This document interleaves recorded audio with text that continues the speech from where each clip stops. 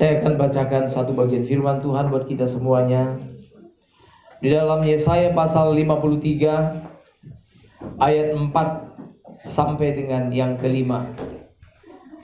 Yesaya pasal 53, saya akan bacakan ayat 4 dan 5. Saudara boleh dengarkan, saudara boleh ikuti dalam hati, saudara juga boleh membuka ayatnya dari Yesaya pasal 53 ayat 4 dan 5. Saya akan bacakan buat kita semua. Demikian bunyi firman Tuhan.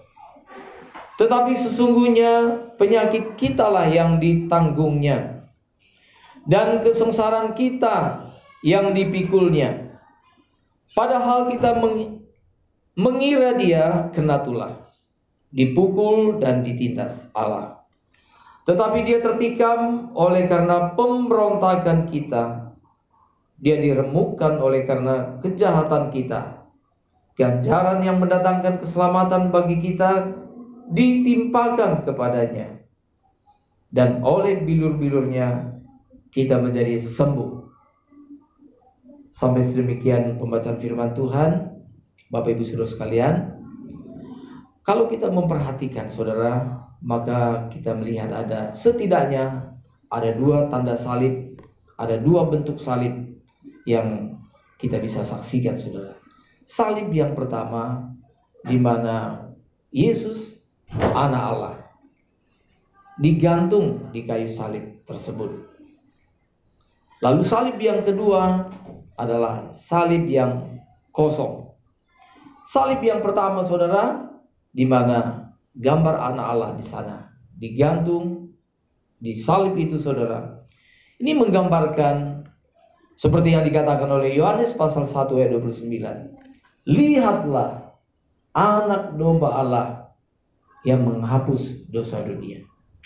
Lihatlah anak domba Allah yang mengangkut dosa-dosa dunia. Itu yang pertama saudara, di mana tanda salib itu juga ada Kristus yang tersalib di sana. Kemudian saudara, lambang salib yang kedua adalah lambang salib yang kosong. Ini juga berbicara sesuatu kepada kita. Pertama saudara, salib yang kosong ini berbicara kepada kita bahwa di salib inilah sebenarnya akulah yang harus digantung di sana. Akulah yang harus dihukum di sana. Akulah yang sepantasnya menerima hukuman itu di kayu salib itu. Tetapi ada satu pribadi yang pernah menggantikan saya. Pribadi yang penuh cinta kasih. Pribadi yang sungguh-sungguh mengasihi saya. Dia adalah Allah yang turun dari surga. Dia datang dari surga, meninggalkan kemuliaan Bapa di surga, turun ke dunia ini yang penuh dengan kesengsaraan dan penderitaan. Dia menggantikan posisi saya di salib itu. Dan sekarang salib itu kosong karena Tuhan Yesus sudah tidak ada lagi di salib itu. Dia mati, dikuburkan, pada hari yang ketiga bangkit, dan dia sekarang ada di surga menyiapkan tempat bagi saya dan kita semuanya. Saudara yang dikasihi oleh Tuhan, itulah makna salib yang kedua, di mana salib itu dikatakan kosong. Nah saudara yang dikasihi oleh Tuhan, pesan apa yang disampaikan oleh Jumat Agung ini saudaraku yang dikasihi oleh Tuhan? Jumat Agung adalah sesuatu yang berbeda daripada hari-hari yang lain. Bahkan saudara, kalau kita baca di Alkitab saudara, kalau kita renungkan, maka dari sekian hari itu saudara, ribuan hari berlangsung, tapi ada satu hari yang begitu khusus, begitu spesial, di mana dikatakan oleh Alkitab bahwa di hari itu, itulah harinya Tuhan. Di hari itu anak domba Allah, di hari itu anak tunggal Allah diserahkan bagi pengampunan dosa-dosa kita saudara. Tuhan Yesus Kristus yang adalah anak Allah yang sejati, anak Allah yang hidup suci, hidup kudus, tak bercacat, tak bernoda, tetapi diperlakukan sebagai orang jahat, diperlakukan sebagai orang berdosa. Salib itu, saudara, itu adalah penghukuman yang paling kejam. Salib itu adalah hukuman yang paling kejam, karena itu dilakukan bagi penjahat yang tidak sembarangan. Kalau kejahatannya biasa-biasa saja, dihukum tidak dengan salib. Kalaupun dia dihukum dengan kematian, tapi tidak menggunakan salib. Sebab salib itu, saudara, itu melambangkan kutukan, itu melambangkan penghinaan. Makanya dalam Galatia, saudara, dikatakan terkutuklah orang yang digantung di kayu salib. Saudara, itu berarti bahwa Tuhan Yesus yang tidak bersalah itu dicap sebagai orang bersalah. Tuhan Yesus yang tidak berdosa dicap sebagai orang yang berdosa. Maka dilakukan penghukuman dengan cara disalib. Salib itu adalah melambangkan kekejaman di luar peri kemanusiaan, saudara. Sebab di salib itu, saudara, korbannya itu mereka akan mengalami penderitaan sedikit demi sedikit.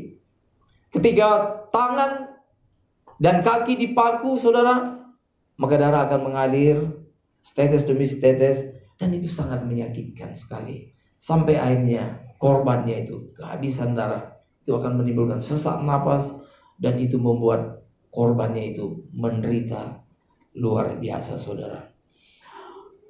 Dan penyaliban itu dilakukan di satu bukit yang disebut dengan Bukit Tengkorak, Bukit Golgota. Itu adalah tempat yang sangat mengerikan. Itulah tempat yang kotor, di mana tengkorak, tulang-tulang manusia berserakan di sana, saudara. Setelah dihukum, disitulah Tuhan dan Juru Selamat kita dipakukan di kayu salib, saudara. Dan saudara, Tuhan Yesus tidak disalib sendirian, tetapi Tuhan Yesus dipakukan bersama penjahat-penjahat yang lain. Dikatakan oleh Alkitab bahwa ada dua penjahat yang juga disalibkan bersama-sama dengan Tuhan Yesus, yang ada di sebelah kiri dan kanannya. Tuhan Yesus ditaruh di tengah.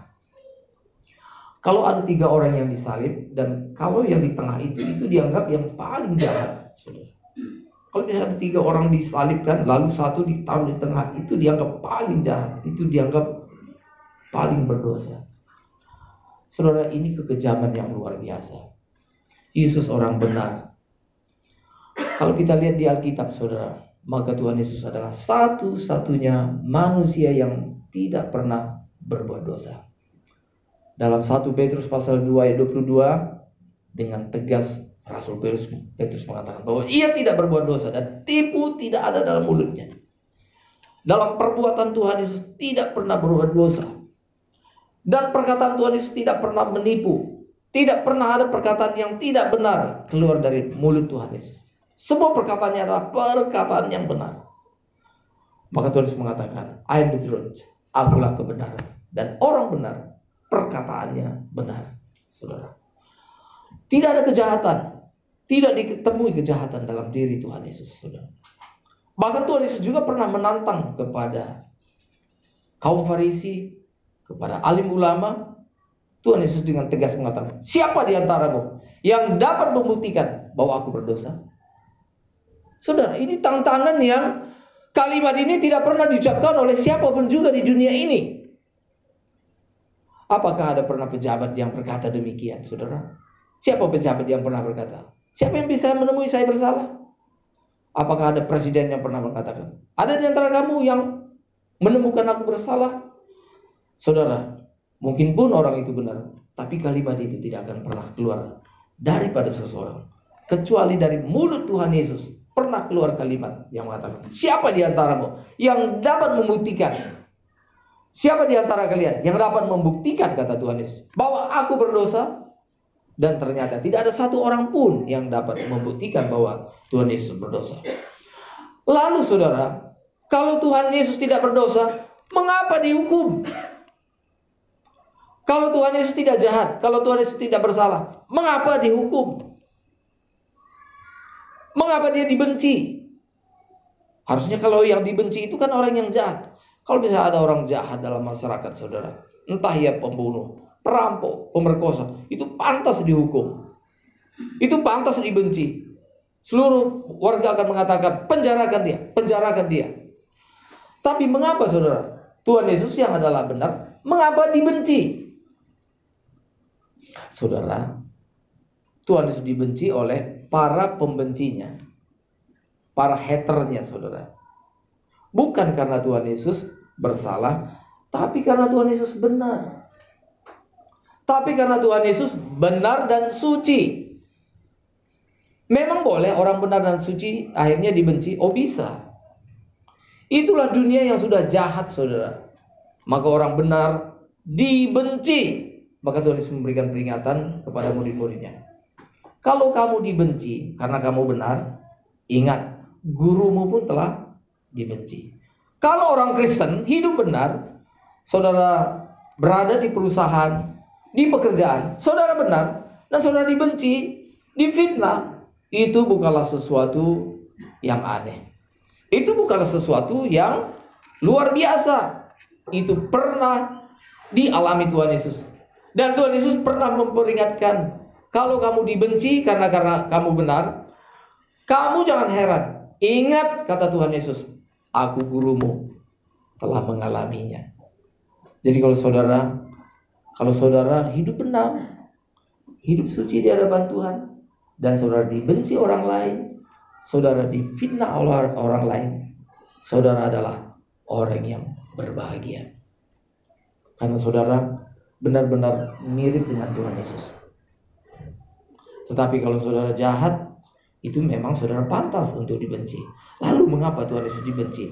Ya karena dia hidup benar.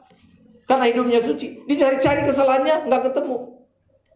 Maka lawan-lawan Tuhan Yesus mencari-cari kesalahan Tuhan Yesus mana sih gitu, dicari-cari mana, nggak ditemukan. Lalu akhirnya saudara apa?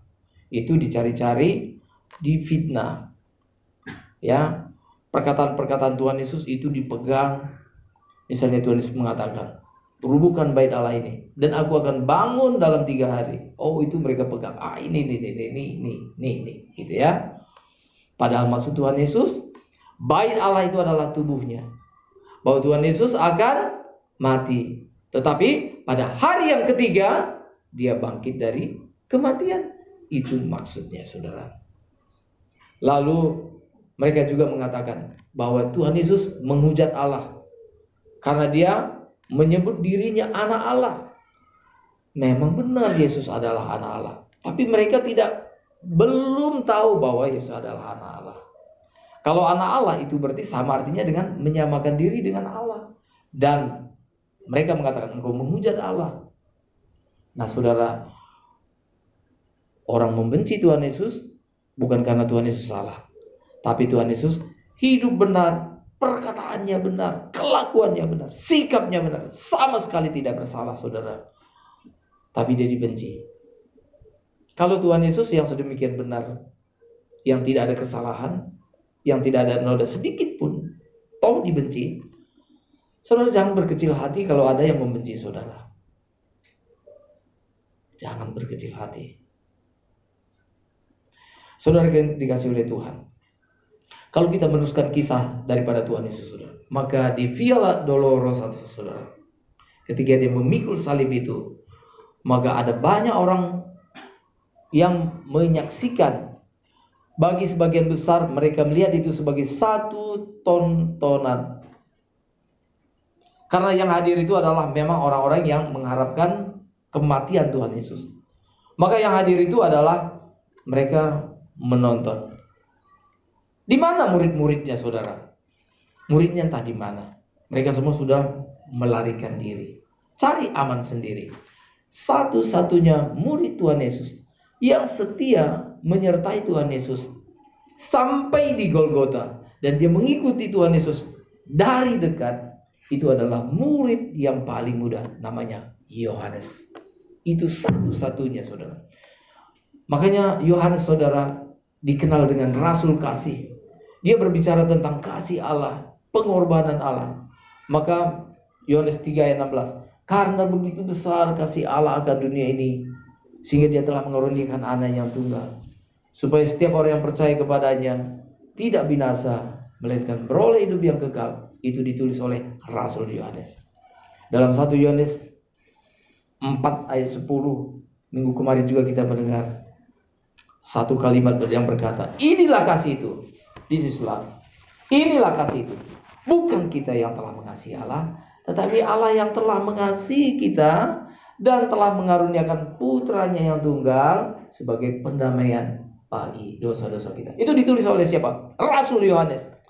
Dan Yohanes banyak berbicara tentang kasih Allah. Kasih Allah. Makanya Yohanes mendapat julukan Rasul Kasih. Bukan Petrus, bukan Yakobus, bukan Andreas, apalagi Yudas. Saudara, tetapi Yohanes. Mengapa Yohanes berbicara tentang kasih Allah? Kasih Allah. Karena Yohanes tahu kasih Allah itu bukan hanya teori.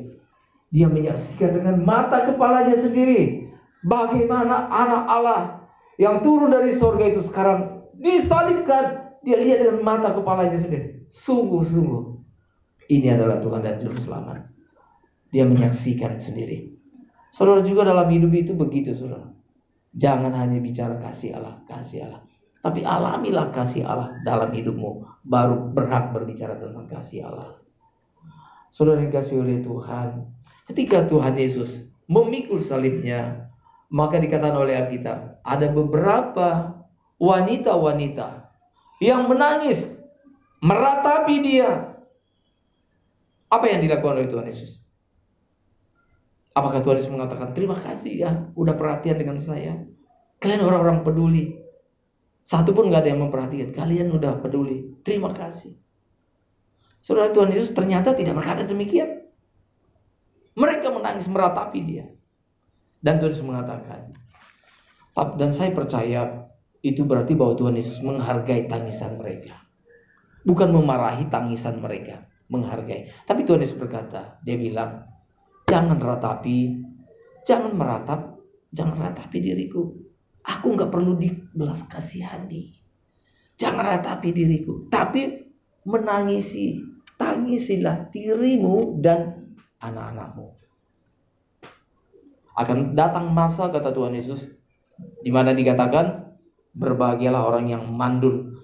Itu konteks ayat itu apa, saudara? Lalu datang masa kesengsaraan. Sampai orang itu mengatakan kepada bukit-bukit, runtuhlah, timpalah kami. Biarlah kami dikubur hidup-hidup. Kira-kira seperti itu. Nah, ini paling tidak berbicara apa yang dikatakan oleh Tuhan Yesus, saudara. Ini setidaknya ada dua hal, saudara. Pertama, ini menubuatkan tentang Yerusalem yang akan luluh lantak, yang akan diratakan, di mana setelah kematian Tuhan Yesus. Kira-kira tahun 70, Jenderal Titus itu, saudara, dia meratakan, dia menyerang Yerusalem dan bait Allah itu rata dengan tanah. Saudara, itu di mana terjadi pembantaian. Maka saudara, mengapa Tuhan Yesus mengatakan berbahagialah orang yang mandul? Sebab kalau mereka mandul nggak punya anak, mereka tidak menyaksikan kematian anak-anak mereka di depan mereka. Kalau punya anak, maka anak-anak mereka di depan mereka disembelih, dibunuh. Itu sangat menyakitkan, luar biasa. Maka Tuhan Yesus mengatakan berbahagialah orang yang mandul.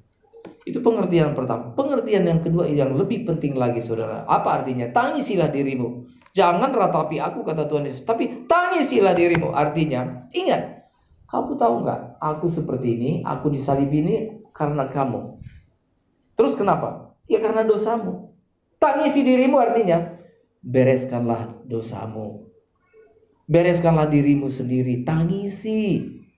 Bereskanlah dosamu. Dan juga dosa anak-anakmu. Jadi saudara, ketika kita memperingati Jumat Agung, kita menangis. Kalau kita menangis, apalagi kalau misalnya banyak orang misalnya melihat film yang berapa tahun yang lalu, sangat populer sekali, saudara, yang dibuat oleh sutradara terkenal Mel Gibson, The Passion of the Christ. Itu setiap orang kalau menonton, kalau tidak menitikan air mata, itu memang orang itu hatinya terbuat dari apa, saya nggak tahu. Dari besi, dari batu yang sudah karatan, sehingga melihat penyiksaan seperti itu sama seperti tentara-tentara Romawi, di mana anak Allah dipakukan, menderita, tetapi mereka boleh main judi di bawah kaki Tuhan. Judinya apa? Ketika mereka mengambil jubah Tuhan Yesus, itu nggak bisa dibagi-bagi. Nah, kalau begitu bagaimana nih? Ayo kita ini undian gitu. undian. Siapa yang dapat? Pada Tuhan Yesus di atas lagi anak manusia, anak Allah sedang menderita, dan mereka di bawah itu hanya ngurus jubah itu saja. Buat siapa? Mereka bodoh amat, nggak peduli dengan penderitaan Tuhan Yesus, saudara. Tetapi ada beberapa wanita yang masih mereka menangis, saudara. Memang saudara, ini adalah wanita-wanita yang punya hati yang baik. Kalau wanita-wanita pada umumnya perasaannya itu memang kadang-kadang lebih berbicara. Mereka tidak terlalu peduli ini karena urusan politik dan sebagainya. Yang ada di depan mata wanita, orang ini kasihan. Nah, itu wanita seperti itu, saudara. Saudara bisa bayangkan kalau di dunia ini wanita nggak ada, perasaan agak kurang. Semua logika semua. Apalagi kalau wanitanya juga udah logika juga, perasaannya kurang. Saya nggak tahu dunia ini menjadi apa. Siapa lagi yang diharap yang punya perasaan, gitu ya. Kalau wanita pun sudah tidak berperasaan. Nah, saudara yang dikasihi oleh Tuhan, Tuhan Yesus mengatakan, ratapilah dirimu, tangisilah dirimu sendiri. Nah, hari ini saudara, dalam ibadah kalau kita menangis, ada satu tangisan yang mulia sekali, saudara, yaitu kita menangisi diri kita. Kita menangisi diri artinya apa? Itu sama artinya dengan Matius pasal 5 ayat 3. Berbahagialah orang yang miskin di hadapan Allah. Artinya apa? Artinya orang yang menyadari bahwa dia belum layak di hadapan Tuhan, bahwa dia masih perlu diperbaiki di hadapan Tuhan. Dia menyadari bahwa banyak kekurangan hidupnya. Orang seperti ini adalah orang yang berbahagia. Orang seperti ini sama artinya dengan orang yang menangisi dirinya sendiri. Itu yang perlu kita tangisi. Itu harus, saudara. Itu baru tangisan kita, tangisan yang berkualitas. Itu tangisan yang bermutu. Ya, orang Kristen juga kan tidak beda dengan orang dunia, saudara. Semua kita pernah menangis. Coba perhatikan, banyak orang menangis. Tapi coba perhatikan ya, orang ini menangis kenapa? Ini menangis karena apa? Ini ada orang yang menangis karena meratapi dirinya. Saya miskin, sampai kapan sih hidup saya bisa berubah gitu? Dia tangisi nasibnya. Oke, ini tangisan yang sebenarnya tidak terlalu bermutu. Apalagi ditangisi, waduh, kok saya nggak seperti orang lain gitu. Tetapi saudara, tangisan yang bermutu, kesedihan yang bermutu, duka cita yang bermutu adalah duka cita yang ketika kita menyadari bahwa Tuhan, aku masih mendukakan hati Tuhan, aku masih belum seperti yang Tuhan inginkan. Itu tangisan yang berkualitas, saudara. Itu yang Tuhan Yesus katakan, tangisilah dirimu. Saudara, ini penting sekali, saudara. Maka kita melihat bahwa Tuhan Yesus, dia menyadari bahwa dia tidak perlu dibelas kasihani. Dikasihani. Saudara, Tuhan Yesus tidak perlu dikasihani. Justru Tuhan yang kasihan melihat kita.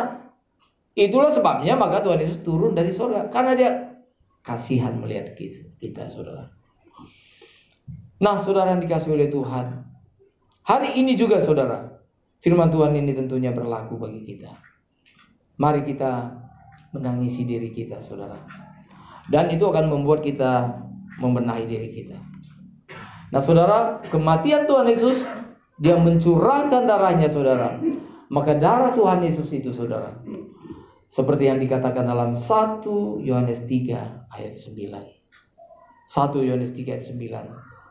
Rasul Yohanes mengatakan, kalau kita mengaku dosa kita, atau jika kita mengaku dosa kita, maka ia adalah setia dan adil, sehingga dia akan dua hal, saudara.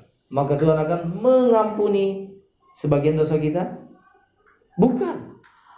Tuhan akan mengampuni segala dosa kita. Lalu setelah mengampuni, ada satu lagi yang Tuhan lakukan. Bukan hanya mengampuni, tetapi Tuhan menyucikan kita. Menyucikan kita itu artinya bersih, saudara. Kalau tadinya kita putih seperti ini, lalu karena noda dan sebagainya, kalau misalnya seperti kain, kalau misalnya kain di rumah misalnya kena noda, kotoran dan sebagainya, maka dia harus dibersihkan, dicucikan. Kalau misalnya dicuci nggak keluar kotorannya, maka ada satu deterjen yang akhirnya bisa membersihkan dan putih kembali. Nah, ketika putih kembali itu namanya suci. Jadi kita disucikan. Saudara, ini penting sekali saudara. Kematian Tuhan Yesus bukan hanya mengampuni dosa kita. Apa artinya dosa kita diampuni tapi karakter kita nggak berubah? Tidak sedikit orang Kristen dosanya diampuni tapi karakter nggak berubah. Hidupnya merugikan orang lain. Hidupnya menyakiti orang lain. Tidak berubah. Sambil mabuk-mabukan dia mengatakan, aku telah diampuni oleh Tuhan. Tapi hidupnya nggak berubah. Dan dia mengatakan, aku orang beriman. Kita itu masuk surga bukan karena perbuatan baik, tapi karena iman. Aku beriman. Sambil main judi dia mengatakan, aku orang beriman. Nah saudara, apa gunanya? Apa artinya kalau orang Kristen diampuni, tapi kalau karakternya nggak berubah? Tuhan tidak mau. Maka yang Tuhan mau adalah dosa kita diampuni, tapi hidup kita juga disucikan. Artinya karakter kita diperbarui. Amin. Iya. Makanya jangan puas dengan diampuni saja. Udah diampuni, udah pulang sana udah diampuni. Tapi itu belum selesai. Setelah kita diampuni maka darah Tuhan Yesus ditambah dengan kuasa Roh Kudus, lalu firman Tuhan membersihkan kita. Jadi saudara, Tuhan membersihkan kita, menyucikan kita dengan 3 sarana. 1, darah Tuhan Yesus. Yang kedua, kuasa Roh Kudus. Yang ketiga, firman Tuhan. Firman Tuhan itulah yang membersihkan hidup kita. Setiap kali kita mendengar firman Tuhan, Roh Kudus bekerja, maka hidup kita disucikan, dibersihkan. Oh, firman Tuhan mengatakan, jangan mencuri. Firman Tuhan mengatakan, cintailah Tuhan. Maka firman Tuhan itu akan membersihkan diri kita. Dibersihkan dengan apa? Pertolongan Roh Kudus. Saudara, maka kalau Tuhan Yesus sudah sedemikian mencintai kita, mengasihi kita, dia berkorban di kayu salib. Saudara, di kayu salib saudara, itu banyak hal. Itu banyak hal yang perlu kita mengerti saudara, tentang kematian Tuhan Yesus ini saudara. Tetapi satu hal yang ingin saya sampaikan, bahwa kematian Tuhan Yesus membuktikan bahwa Allah sungguh mengasihi kita. Allah sungguh mencintai kita. Saudara, mengapa Tuhan mencintai kita? Karena di mata Tuhan, kita adalah orang yang berharga. Kalau Tuhan sedemikian menghargai saudara dan saya, bolehkah kita tidak menghargai diri kita sendiri? Tidak boleh. Mengapa? Karena Tuhan sudah menghargai. Tuhan sudah mati di kayu salib karena mengasihi, mencintai kita. Mengapa kita tidak menghargai diri kita sendiri? Tidak sedikit orang Kristen yang tidak menghargai dirinya sendiri. Merasa diri yang paling gak beruntung lah. Merasa bahwa dia dikucilkan lah. Merasa bahwa dia gak diperhatikan lah.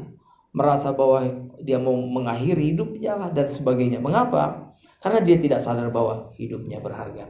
Ingat saudara, hidup kita berharga. Amin. Hidup kita berharga. Mengapa? Karena Tuhan Yesus juga yang sudah menghargai kita. Saudara yang dikasihi oleh Tuhan, maka firman Tuhan mengatakan, apalagi kita tadi mendengar, ketika Tuhan Yesus mati di kayu salib, kita ingat bahwa Tuhan Yesus mati di kayu salib itu karena dosa-dosa kita. Dikatakan penyakit. Saudara, ada satu kata yang menggambarkan dosa kita, yaitu penyakit. Itu penyakit itu sesuatu yang sangat menyakitkan. Siapa di sini yang belum pernah sakit? Semua pernah sakit ya. Semua pernah sakit. Setelah sakit baru sadar bahwa sehat itu mahal. Orang yang sehat terus memang kadang-kadang kurang menghargai kesehatan. Sehat terus. Lalu ada orang sakit, dia kurang mengerti, kamu kok sakit-sakitan melulu, diam, nggak usah banyak ini gitu ya, karena dia sendiri nggak pernah sakit. Tapi kalau saudara pernah sakit, ya, saudara kalau pernah sakit gigi, baru mengerti orang sakit gigi itu seperti apa. Oh kasihan gitu. Boleh tahu nggak? Di sini ada nggak yang belum pernah sakit gigi? Jujur nih angkat tangan, belum pernah sakit gigi. Semua pernah sakit gigi ya, semua punya gigi, ya puji Tuhan.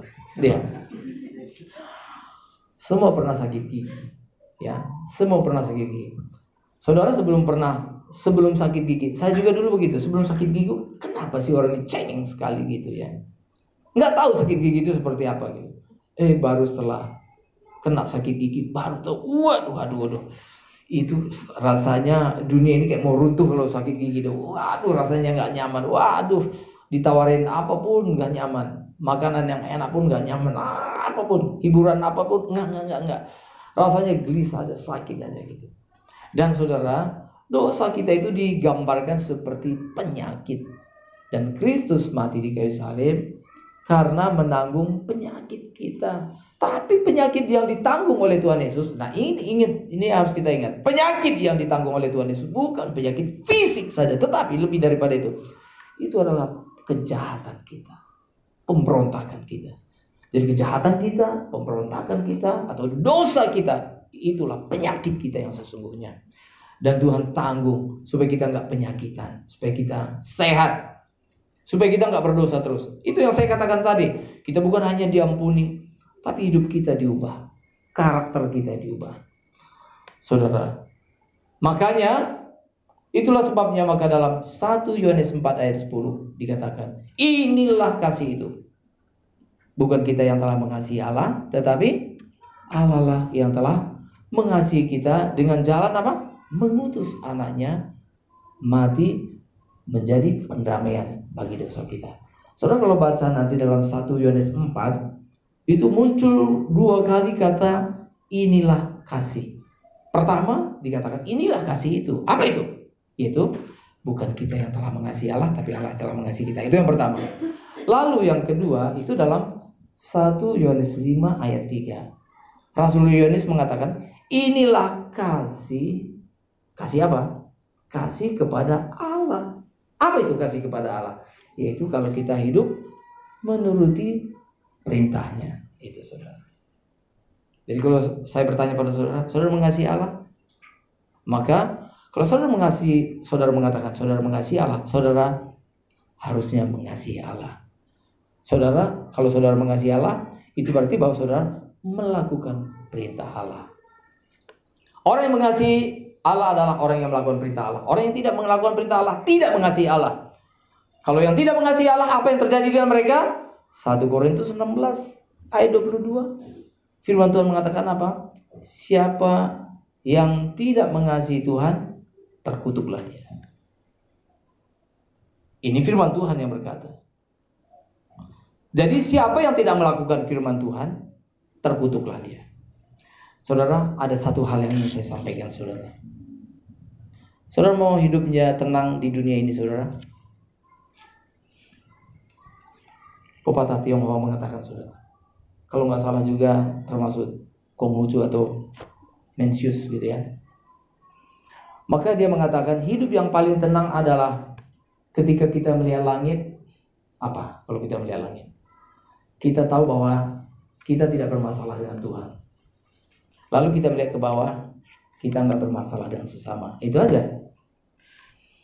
Jadi hidup itu yang paling indah adalah ketika kita melihat Tuhan, Tuhan, apakah saya berontak pada Tuhan? Tuhan mengatakan, kamu sudah lebih baik. Kalau kita melakukan firman Tuhan, kalau kita berdamai dengan Allah, itu hidup yang paling indah. Dan kita tidak punya musuh, kita tidak membenci siapapun juga. Itu hidup yang paling indah di dunia ini. Itu hidup yang paling damai. Makanya saudara, orang mengatakan begini, orang yang tidak punya musuh, rumahnya diketuk tengah malam pun tok-tok, dia tetap tenang. Oh ya, tunggu gitu. Tapi kalau orang yang punya musuh, siang-siang bolong pun, waduh, ada apa ya? Dia langsung cari jalan keluar, mau lari gitu. Maka biasanya orang seperti ini punya pintu di belakang rumah gitu. Saya nggak tahu, mungkin saudara di rumah juga ada pintu untuk lari gitu ya. Kalau ada apa-apa lari gitu ya. Nah, orang seperti ini, orang yang tidak memiliki musuh, maka tengah malam pun diketuk, dia tenang, dia tidak takut. Mengapa? Sebab dia tidak memusuhi siapapun. Saya ada pernah dengar satu kasus saudara tahun 86 di Sunter. Itu satu keluarga dibunuh oleh tukang batu. Mengapa? Ketika dia bekerja di rumah itu tadi, dia terus diomelin sama ini yang punya rumah. Wah gini-gini, udah digoblok-goblokin, tolong gini-gini gitu. Waduh, orang yang tadi kasih gaji kecil gitu ya. Nah, dan akhirnya dipecat, keluar dari sini gitu ya. Orang itu tadi pergi. Lalu nggak berapa lama kemudian orang ini, tukang batu ini tadi datang lagi. Tukang ini tadi datang, dia bilang, "Pak, bolehkah saya diizinkan bekerja lagi?" gitu. Ya, dia bilang, "Wah, apaan? Nggak boleh," gitu ya. Tapi dia merendah, "Boleh nggak?" Akhirnya, "Boleh, tapi gaji dikurangi." "Boleh, yang penting bagi saya kerja." Setelah dia kerja, apa saudara? Orang ini tadi menggali lubang gitu ya. Satu keluarga dibunuh habis semua. Dia sebenarnya minta dia kerja bukan karena butuh uang. Dia dendam, sakit hati. Dia ingin balas dendam kepada keluarga ini tadi. Dibunuh, dimasukkan satu lubang, di semen, dicor gitu. Kenapa saudara? Karena orang ini tadi dendam pada dia. Sedapat mungkin saudara, jangan berantem dengan orang lain. Ya, lebih baik mengalah. Sekalipun saudara benar, mengalah, gak usah. Ini penting sekali. Coba renungkan, ada nggak orang yang mungkin diam-diam benci kepada saudara? Tapi kalau saudara sudah benar, maka saudara itu akan sungguh-sungguh hidup benar di hadapan Tuhan. Kalau saudara hidup benar di hadapan Tuhan, maka sebenarnya gini, tidak ada ketenangan yang lebih dari apapun juga selain daripada kita melakukan firman Tuhan. Amin. Kalau kita melakukan firman Tuhan, itu yang paling tenang. Gak ada yang lebih tenang. Gak ada yang lebih tenang. Orang pikir kalau misalnya uang dikit lagi maunya lebih banyak, mungkin lebih tenang gitu. Enggak, gitu ya. Dan nyatanya saudara, survei telah membuktikan banyak orang kaya ya, yang kaya raya hidupnya tidak tenang. Ya, saya pernah mendengar ada satu orang kaya di Amerika saudara, kaya raya gitu ya. Lalu dia mati dan mengagetkan seluruh Amerika. Kalau nggak salah itu kira-kira tahun 70-an ya. Orang ini tadi mati saudara, dia punya pesawat jet pribadi, kekayaannya luar biasa. Saudara tahu dia mati karena apa? Dia mati karena kurang gizi. Saudara mungkin mengatakan, kok orang kaya mati kurang gizi gitu ya? Iya, kurang makan, kurang gizi. Kenapa kurang gizi? Karena hidupnya tidak tenang. Lalu dia mulai berpikir, wah, ini berarti orang-orang di sekitar saya jangan-jangan orang jahat. Jadi untuk itu dia tidak mau makan ke restoran. Sebab kalau makan di restoran, mungkin makanan di restoran itu, orang restoran mungkin udah tahu, mungkin orang-orang tertentu udah masuk, nanti racunnya dikasih, saya makan saya mati. Jadi dia nggak mau makan di restoran. Maka dia percaya kepada satu-satunya koki itu yang masak buat dia. Ya, dan orang-orang tertentu. Tapi itu pun lama-lama dia berpikir, wah, ini orang yang dekat dengan saya benar nggak ini hidupnya gitu? Jangan-jangan yang dekat dengan saya ini yang jahat. Ini paling gampang lagi bunuh saya gitu. Dan akhirnya dengan yang koki itu tadi dia bilang begini, sebab koki itu tadi sudah bekerja sama dia ketika orang ini tadi masih kecil. Dan kalau koki itu tadi kalau masak, dia mengatakan apa? Sebelum dia makan, kamu makan dulu separuh. Ya, dimakan separuh. Gimana? Ada rasa apa-apa? Enggak. Ya udah, baru separuhnya buat dia. Gitu ya. Atau misalnya makan separuh gitu ya. Enggak apa-apa. Jangan-jangan racunnya sebelah sini. Udah, ini separuh ini makan lagi dulu separuh gitu. Jadi tinggal seperempat buat dia gitu. Dia hidup dalam ketakutan. Akhirnya dia kurang gizi. Akhirnya dia apa? Jadi orang yang kurang vitamin. Jadi akhirnya bagaimana? Ya kekurangan gizi, kurus. Tinggal kulit pembalut tulang, mati. Orang kaya raya bisa mati karena kurang gizi, saudara. Itu faktanya terjadi, saudara. Kalau saya perhatikan saudara ini gemuk-gemuk yang datang ya. Sehat-sehat, amin. Iya, sehat-sehat. Kenapa? Karena tidak ada yang perlu ditakutkan, gitu ya. Ada di sini kalau mau ke restoran langsung cek, pasti ini benar nih, racun ada nggak ini? Pasti nggak ada kan, gitu. Nggak ada, saudara. Percaya saja, nikmat saja. Saudaraku yang dikasihi oleh Tuhan, ya. Maka ini yang paling penting, saudaraku yang dikasihi oleh Tuhan. Firman Tuhan mengatakan, kalau orang yang tidak mengasihi Tuhan, terkutuklah dia. Orang yang mengasihi Tuhan adalah orang yang melakukan firman Tuhan. Orang yang melakukan firman Tuhan, itu adalah orang yang paling tenang dalam hidupnya. Paling tenang dalam hidupnya. Kalau saudara gelisah dalam hidup saudara, perhatikan saudara. Barangkali saudara tidak terlalu taat kepada Tuhan. Orang yang taat kepada Tuhan, semakin saudara taat kepada Tuhan, hidup saudara semakin tenang di hadapan Tuhan. Ya, ini gimana nih anak-anak mau sekolah, mau kuliah? Tenang, kita hidup dalam Tuhan. Ya Bu ya, Bu Lina. Ya, Tuhan akan siapkan. Begitu saudara. Benar ya saudara ya, amin. Ini gimana nih anak nanti mau menikah gimana? Kita punya Allah yang hidup, kita tenang, kita melakukan firman Tuhan. Kecuali kalau kita jahat di hadapan Tuhan. Kecuali kalau kerja kita melanggar firman Tuhan melulu, terus melanggar. Udah dinasihatin juga langgar melulu. Emang bakatnya begitu, melanggar gitu ya, dikit-dikit melanggar. Ya kalau kita melanggar sedikit aja cukup. Jangan sedikit-sedikit melanggar, itu beda. Ya, melanggar sedikit ya itu wajar. Jangan sedikit-sedikit melanggar, baru keluar dari gereja udah melanggar lagi gitu ya. Baru keluar dari gereja udah melanggar gitu ya. Jangankan tunggu seminggu, baru di gerbang gereja udah gitu saudara ya, melakukan yang tidak pantas. Nah saudara, maka darah Tuhan Yesus mengampuni kita dan menyucikan kita. Saudara, saya mau bertanya kepada saudara. Firman Tuhan mengatakan dalam 1 Petrus 1 ayat 16. Firman Tuhan mengatakan, kuduslah kamu, sebab aku kudus. Saya mau bertanya pada saudara, perintah kuduslah kamu ini ditujukan kepada orang kudus atau bukan kudus? Ini ujian berat nih. Perintah Tuhan yang mengatakan kuduslah kamu ini ditujukan kepada orang yang kudus atau orang yang tidak kudus sama sekali? Ini perintahnya kepada orang yang kudus. Karena kita sudah dikuduskan oleh Tuhan, kita telah disucikan oleh Tuhan, baru ada perintah, sucilah kamu. Saya mau bertanya kepada saudara, kepada siapa yang diberikan perintah? Kalau ngomong, jangan ngomong-ngomong yang jorok ya.